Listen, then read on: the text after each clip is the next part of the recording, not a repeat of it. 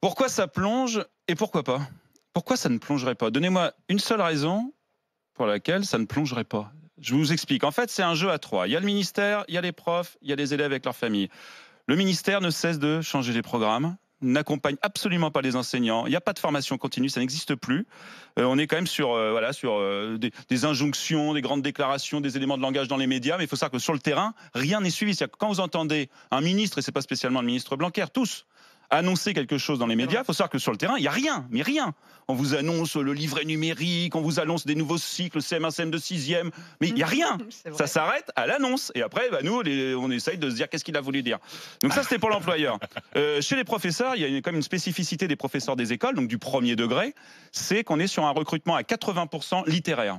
Oui. Qu'est-ce qui se passe? C'est-à-dire qu'en fait, quand un jeune a un bac+5 en maths ou en sciences, il peut l'optimiser, il peut le rentabiliser bien plus favorablement dans le privé que dans le public.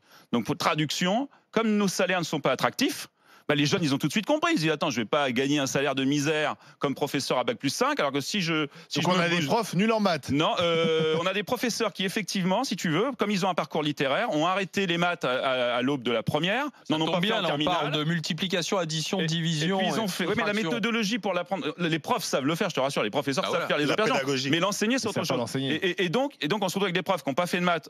Ils ont quasiment abandonné en première, n'en font plus en terminale. Ils font une licence du langage, de psycho, de sociaux, de lettres.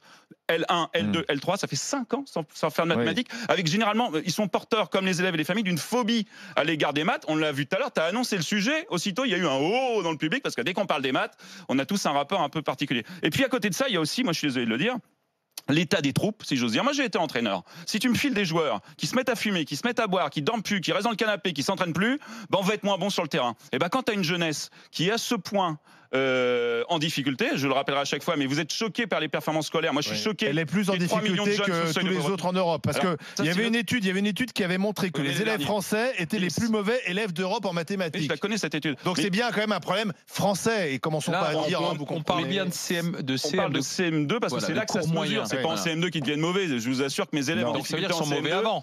Mes élèves en difficulté en CM2, c'est bizarre, on l'a remarqué dès le début de la petite section, parce qu'il y a des retards de langage, il y a tous les élèves ne sont pas en difficulté.